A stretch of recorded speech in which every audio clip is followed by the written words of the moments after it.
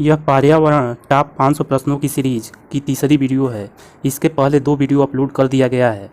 आपने उसको नहीं देखा है तो प्लेलिस्ट में जाकर देख सकते हैं, या मैं उसका लिंक डिस्क्रिप्शन में दे दूंगा, वहां से भी आप देख सकते हैं। इसी प्रकार हिंदी टॉप 1000 प्रश्नों की सीरीज कई पार्टों में डाला गया है। आपने नहीं देखा है तो उन वीडियो को भी आप प्लेलिस्ट में जाकर देख सकते हैं। यदि वीडियो पसंद आए तो लाइक कर दीजिएगा तथा इस चैनल पर नए हों तो चैनल को सब्सक्राइब कर लीजिएगा। किसी भी प्रकार का प्रश्न या सुझाव हो तो कमेंट बॉक्स में आप पूछ सकते हैं। आइए अब शुरू करते हैं। प्रश्न संख्या 41 प्राथमिक समाजीकरण है। ए दिया है शुरुआती आयु में परिवार एवं मित्रों से सीखना। बी दिया है किशोरावस्था में समाज से सीखना। सी दिया है प्राथमिक स्तर पर समाज से सीखना। डी दिया है शिक्षकों का अनुसरण करना। इसका सही आंसर बताएं। इसका सही आंसर होगा ए शुरुआती आयु में परिवार एवं मित्रों से सीखना। बच्चा सबसे पहले समाजीकरण का शुरुआत परिवार एवं मित्रों से सीख कर करता है। समाजीकरण एक ऐसी प्रक्रिया है जो कि जीवन पर्यंत चलती है। जीवन पर्यंत यह प्रक्रिया चलती रहती है। बच्चों को समाजीकरण का पहला पाठ कहाँ से प्राप्त होता है? ए परिवार से, विद्यालय से, सांस्कृतिक केंद्र से, धार्मिक केंद्र से। इसका सही आंसर बताएं। इसका सही आंसर होगा ए परिवार से। अभी इसके पहले वाले प्रश्न में हम लोग देखा कि प्राथमिक समाजीकरण परिवार से तथा मित्रों से बालक सीखता है, तो बच्चों की समाजीकरण का पहला पाठ परिवार से ही प्राप्त होता है। परिवार तथा माता पिता जो होते हैं बच्चे के प्रथम गुरु होते हैं, प्रथम टीचर होते हैं। परिवार बालक का प्रथम प्राथमिक विद्यालय माना जाता है जहां पर वह अनौपचारिक शिक्षा ग्रहण करता है, तथा समाजीकरण की प्रक्रिया की शुरुआत भी परिवार से ही होता है। इसलिए परिवार को समाजीकरण का पहला विद्यालय भी कहा जाता है। प्रदूषण द्वारा उत्पन्न होने वाले रोग युग्म का चयन कीजिए। ए दिया है कैट क्राई सिंड्रोम एवं मीन माटा। बी दिया है उच्च रक्तचाप हाइपरटेंशन एवं मैरास्मस। सी दिया है मैरास्मस एवं क्वासियोरकोर। डी दिया है मीन माटा एवं फ्लूरोसिस। इसका सही आंसर बताएं। होगा डी मीन माटा एवं फ्लूरोसिस। ये दोनों रोग जो है प्रदूषण के कारण होते हैं। मीन माटा रोग जो है जल में उपस्थित पारे के अधिकता के कारण जो है मीन माटा रोग होता है, जबकि फ्लोराइड की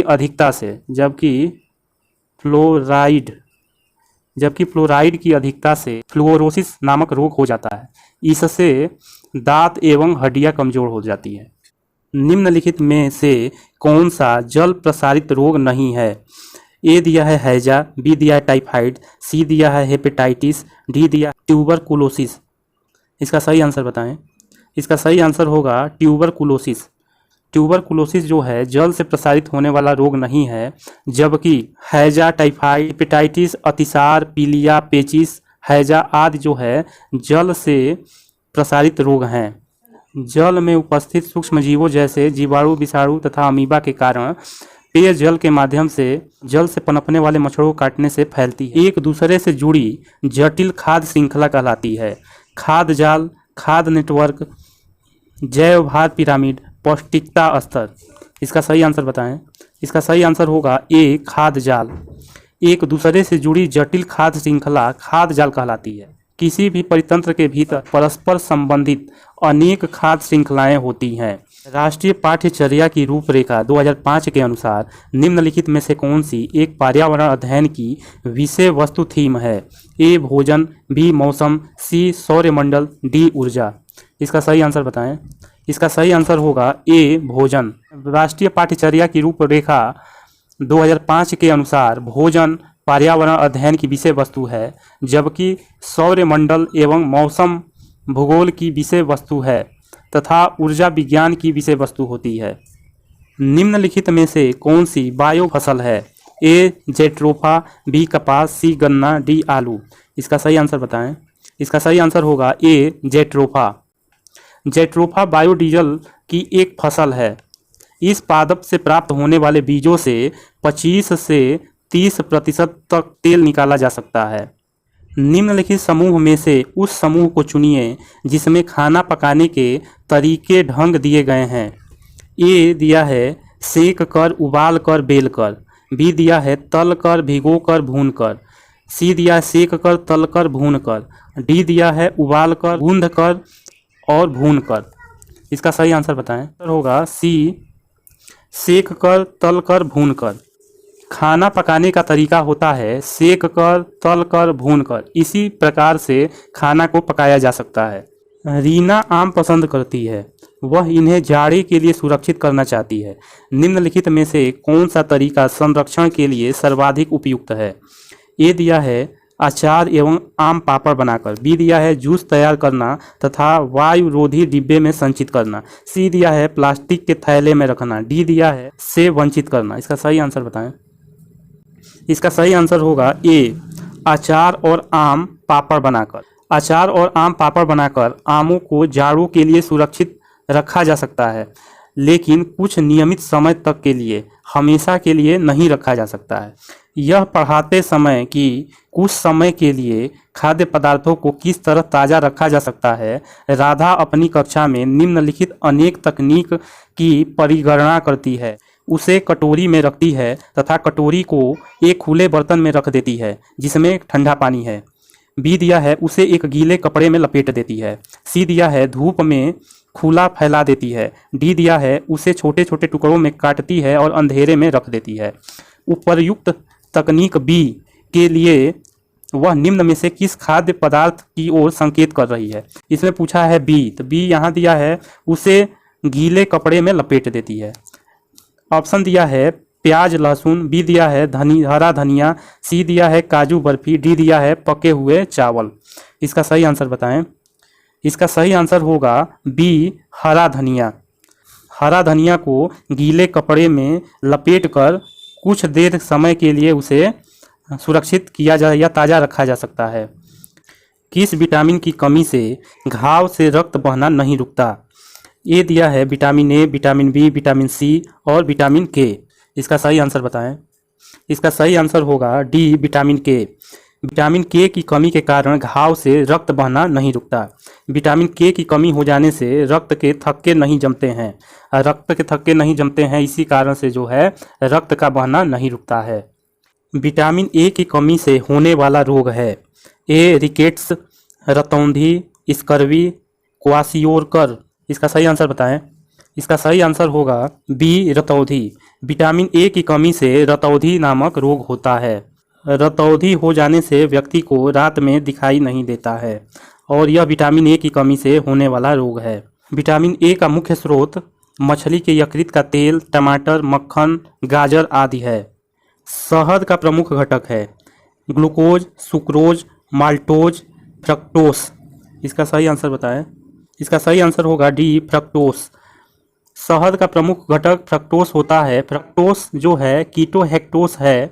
यह ग्लूकोज के साथ मीठे फलों और शहद में भी पाया जाता है। जल में घुलनशील विटामिन है।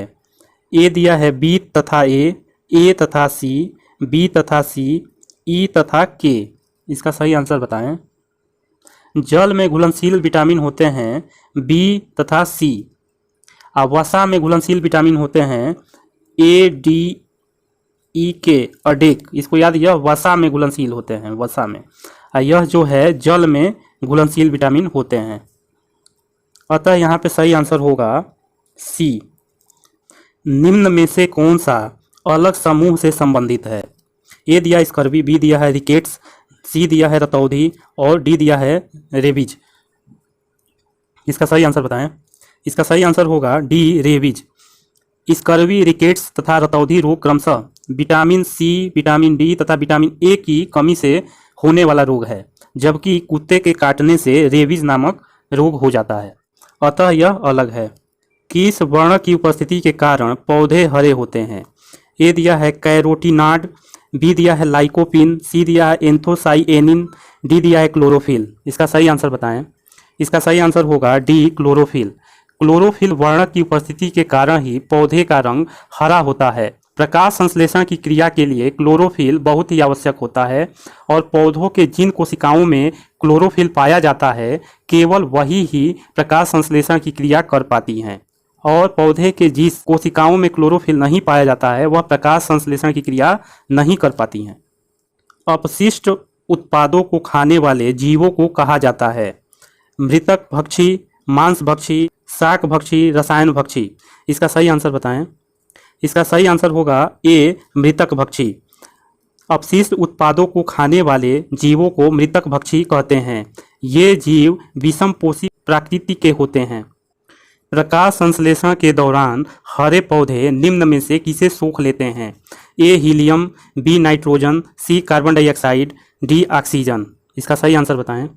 इसका सही आंसर होगा सी कार्बन डाइऑक्साइड अर्थात CO2। प्रकाश संश्लेषण के दौरान हरे पौधे CO2 गैस अर्थात कार्बन डाइऑक्साइड गैस को सोख लेते हैं तथा ऑक्सीजन जैसी गैस को मुक्त करते हैं, जिससे पर्यावरण शुद्ध बनता है। कार्बनिक पदार्थों के अपघटन के समय मृदा में निम्न में से कौन उत्पादित नहीं होता है? ए दिया है जल, बी दिया है पोषक तत्व, सी दिया है कार्बन डाइऑक्साइड, डी दिया है ऑक्सीजन। इसका सही आंसर बताएं। इसका सही आंसर होगा डी ऑक्सीजन। कार्बनिक पदार्थों के अपघटन एक जैविक प्रक्रिया होता है जो प्राकृतिक रूप से होता रहता है। कार्बनिक पदार्थों के अपघटन के समय मृदा में जल, पोषक तत्व, ऊर्जा तथा कार्बन डाइऑक्साइड उत्पादित होते हैं, जबकि ऑक्सीजन उत्पादित नहीं होता है। कार्बनिक पदार्थ अपघटित होकर ह्यूमस में परिवर्तित हो जाता है। ह्यूमस की उपस्थिति में मिट्टी फिर से उपजाऊ बन जाती है। इसलिए ह्यूमस युक्त मिट्टी बीज तथा छोटे पौधों को उगने के लिए अच्छी होती है। मैं आशा करता हूं कि यह वीडियो जो है आपको पसंद आया होगा। यदि यह वीडियो पसंद आया है तो वीडियो को लाइक करें। यदि हमारे चैनल पर नए हो तो इस चैनल को सब्सक्राइब कर लें। धन्यवाद।